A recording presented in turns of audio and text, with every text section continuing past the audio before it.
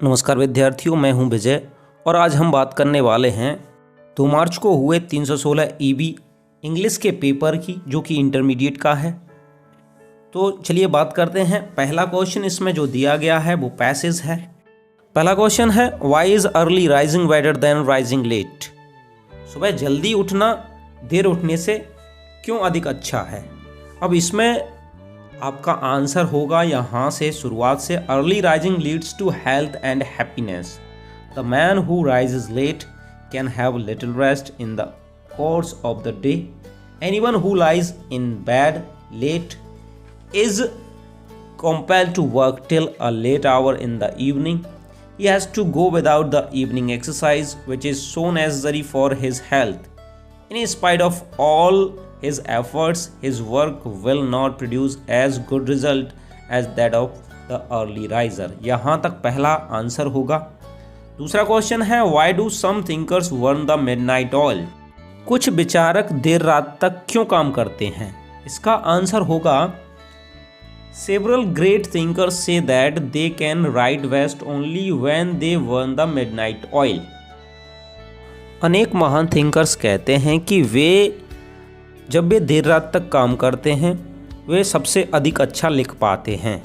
तीसरा क्वेश्चन है, what is the disadvantage of working at midnight? आधी रात को काम करने की क्या हानियां हैं, क्या नुकसान है?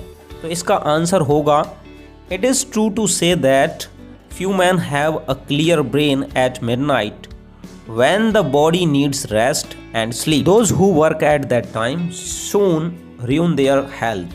चौथा क्वेश्चन है, what are the possible advantages of both morning hours and midnight hours? इसमें पूछा गया है कि सुबह के समय और रात के समय के संभव लाभ क्या हो सकते हैं। ये पैसेज में आप देखकर आंसर सेट कर सकते हैं।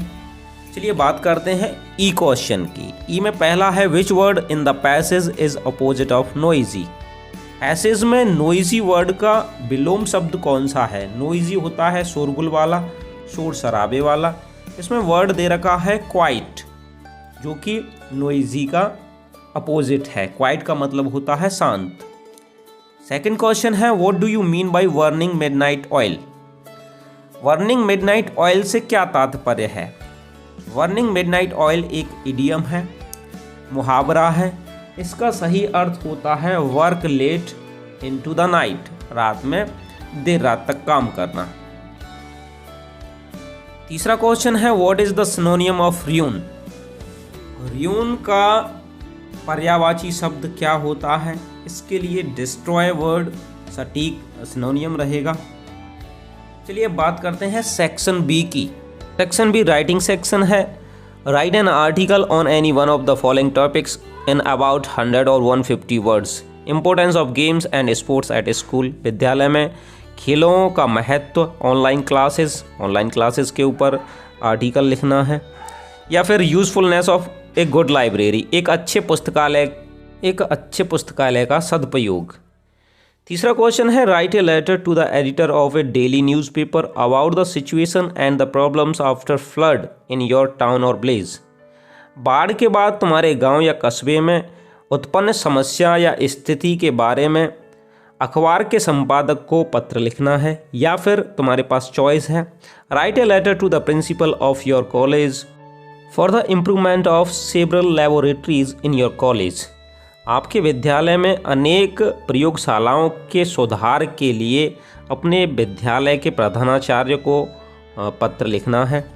सेक्शन सी में पूछा गया है, ग्रामर सेक्शन है। पहला क्वेश्चन वन वर्ड से पूछा गया है, one who takes the bright side of a thing is called. एक व्यक्ति जो किसी चीज़ की पॉजिटिविटी को देखता है, गुणों को देखता है, वो होता है ऑप्टिमिस्ट। थर्ड क्वेश्चन इसका सही होगा आशावादी। चौथे का बी क्वेश्चन है, the phrase pick holes means. Pick holes का तात्पर्य क्या है? इसके लिए सही आंसर है टू फाइंड फॉल्ट विद, किसी में गलतियां ढूंढना, दोष निकालना। ये चौथा आंसर इसके लिए सही है। सी क्वेश्चन है, the सिनोनियम of industrious is. Industrious का पर्यायवाची शब्द क्या है? इंडस्ट्रियस होता है मेहनती, कठिन परिश्रमी। इसके लिए सही ऑप्शन है third, hard working. D question है, this college is the best in all colleges, which word in this sentence is an error. इस वाक्य में कौन सा शब्द एरर में है, गलती है इसमें। इसके लिए सही ऑप्शन है थर्ड, इन। यहाँ पे इनका यूज़ नहीं होगा, इनके स्थान पे ऑफ का प्रयोग होना है। तो आंसर होगा this college is the best of all colleges. यह विद्यालय सभी विद्यालयों में सबसे अधिक अच्छा है। ई क्वेश्चन है the antonym of success is. Success का विलोम शब्द क्या होगा? फेलियर होता है, सभी जानते हैं। सक्सेस सफलता होती है, फेलियर असफलता होती है। पांचवें क्वेश्चन की बात करते हैं। Change any one of the following into indirect narration. किसी एक को आपको इनडायरेक्ट में चेंज करना है। She said to me when shall I help you. उसने मुझसे कहा कि मैं तुम्हारी सहायता कब करूं। यह इंट्रोगेटिव में दिया गया है, पूछा गया है। इसके लिए सही आंसर होगा she asked me when she would help me. दूसरा दिया गया है, वैसे चॉइस होती है, एक को करना है। I said to her please help me just now. Imperative में से पूछा गया है तो यहाँ पे रिक्वेस्ट लगाएंगे हम। I requested her to help me just then. यहाँ पे हमने रिक्वेस्ट वर्ड लगाया है क्योंकि ये इम्पेरेटिव में से पूछा गया है और मी फर्स्ट पर्सन है। फर्स्ट पर्सन सब्जेक्ट के अनुसार चेंज होता है, इसलिए यहाँ पे चेंज नहीं किया गया है। जस्ट नाउ नियरनेस दिखाता है, इसलिए इसको फारनेस में चेंज कर दिया है। देन में कर दो या जस्ट देन में कर दो। चलिए बात करते हैं पांचवे के बी क्वेश्चन की। Combine any one of the following as directed. The enemy surrendered, the battle was won. शत्रु ने आत्मसमर्पण कर दिया, युद्ध जीता गया। अब इसमें हमें इसको सिंपल सेंटेंस में कंबाइन करना है। सिंपल सेंटेंस में दो एक्शन दिखाए गए हैं एक के बाद एक, तो इसमें नॉमिनेटिव एब्सोल्यूट का प्रयोग करके हम इसको कंबाइन करेंगे। The enemy having surrendered, the battle was won. शत्रु के आत्मसमर्पण करने के बाद युद्ध जीता गया।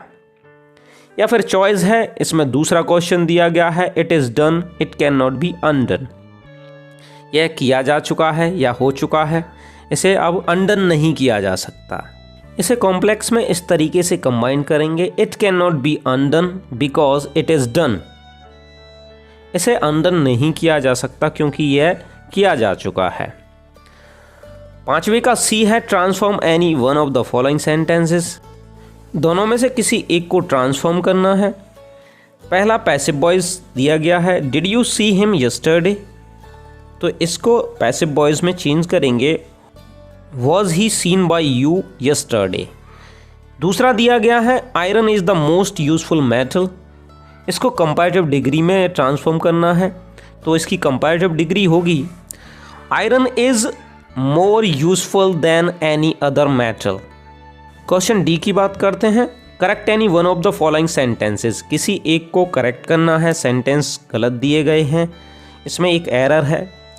तो पहला दिया गया है पुअर आर ऑनेस्ट। यहाँ पे पुअर का यूज़ किया गया है और पूरे वर्ग के लिए ये इंडिकेशन है, इसलिए यहाँ इसको कॉमन नाउन बनाना होगा। द हमें इससे पहले लगाना होगा। करेक्ट सेंटेंस होगा द पुअर आर ऑनेस्ट, गरीब ईमानदार होते हैं।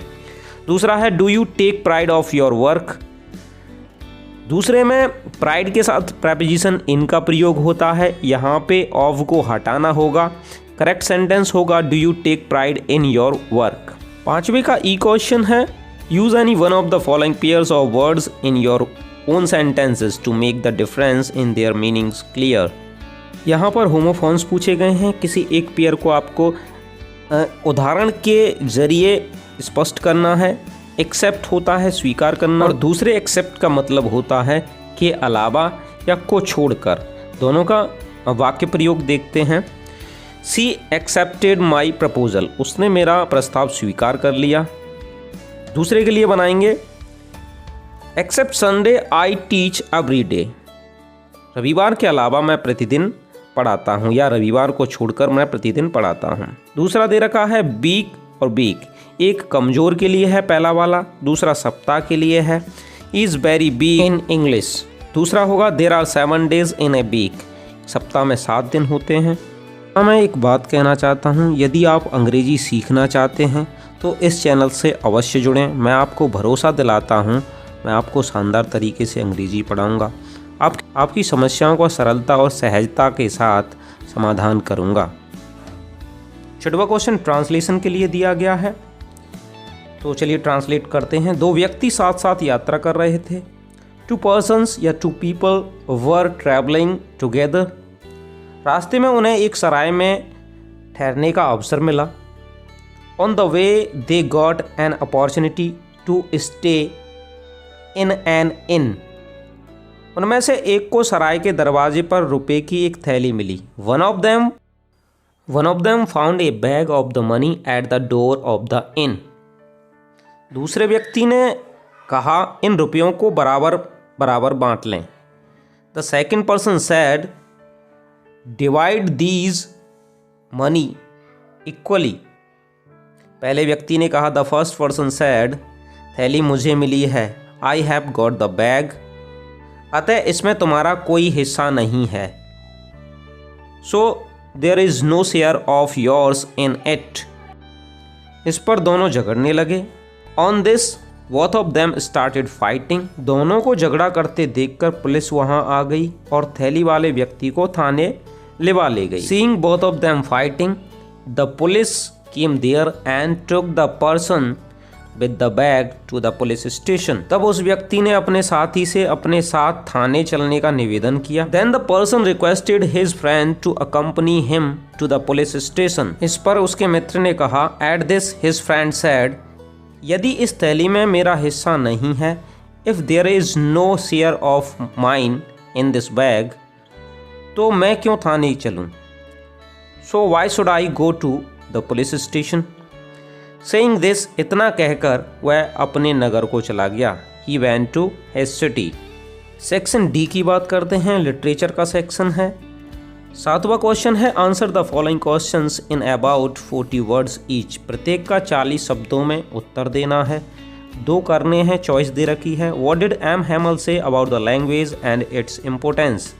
एम हैमल ने भाषा और उसके महत्व के बारे में क्या कहा। या फिर how did the instructor train Douglas. प्रशिक्षक ने डगलस को कैसे प्रशिक्षण दिया। बी है how did Gandhi ji reach Champaran. Gandhi ji Champaran कैसे पहुंचे। और problems did he find there. उन्हें वहां क्या समस्या मिली। या why did the peddler consider the world as a rat trap. Peddler संसार को एक चूहेदानी क्यों मानता था। 8वां क्वेश्चन है answer any one of the following in about 80 words. 80 शब्दों में उत्तर देना है किसी एक का। Describe Douglas struggle at the pool. तालाब में डगलस के संघर्ष का वर्णन कीजिए। What did he do to save his life. उसने अपना जीवन बचाने के लिए क्या किया। बी क्वेश्चन है describe the life of people working in the glass bangle industry. चूड़ी बनाने वाले उद्योग में काम करने वाले लोगों के जीवन का वर्णन कीजिए। 9वां क्वेश्चन एक्सट्रैक्ट दिया है, इसको पढ़ के क्वेश्चंस को सेट करना है। पहला क्वेश्चन दे रखा है how do Jennifer's tigers behave. Aunt Jennifer के टाइगर्स किस तरीके से व्यवहार करते हैं। इसके लिए आंसर होगा aunt Jennifer's tigers prance across. दूसरा क्वेश्चन है why do the tigers not fear the man beneath the tree. Tigers नीचे खड़े लोगों से क्यों नहीं डरते हैं। इसके लिए आंसर होगा the tigers do not fear the man beneath the tree because they are fearless. बाघ पेड़ के नीचे खड़े आदमी से नहीं डरते हैं क्योंकि वे निडर हैं। तीसरा क्वेश्चन है सी है how do the tigers pace. बाघ कैसे चलते हैं। इसके लिए सही आंसर होगा टाइगर्स पेस वेरी फास्ट या प्रांस वेरी फास्ट। बाघ बहुत तेजी से चलते हैं। 10वां question write the central idea of any one of the following poems. किसी एक कविता का आपको सेंट्रल आइडिया लिखना है। My mother at 66, a thing of beauty, keeping quiet. 11वां क्वेश्चन है answer the following questions in about 40 words each. पहला है what wonders did the author realize when he reached Antarctica. लेखिका जब अंटार्कटिका पहुंची तो उसने क्या आश्चर्य वहां पे महसूस किए, उन आश्चर्यों का एहसास किया। या फिर चॉइस है आपके पास हु वॉज हना। हना कौन थी। How did she meet doctor Sadao. वह डॉक्टर सदायो से कैसे मिली।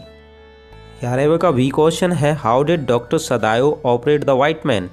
डॉक्टर सदायों ने गोरे आदमी का ऑपरेशन कैसे किया? या what was the third level? Third level क्या था?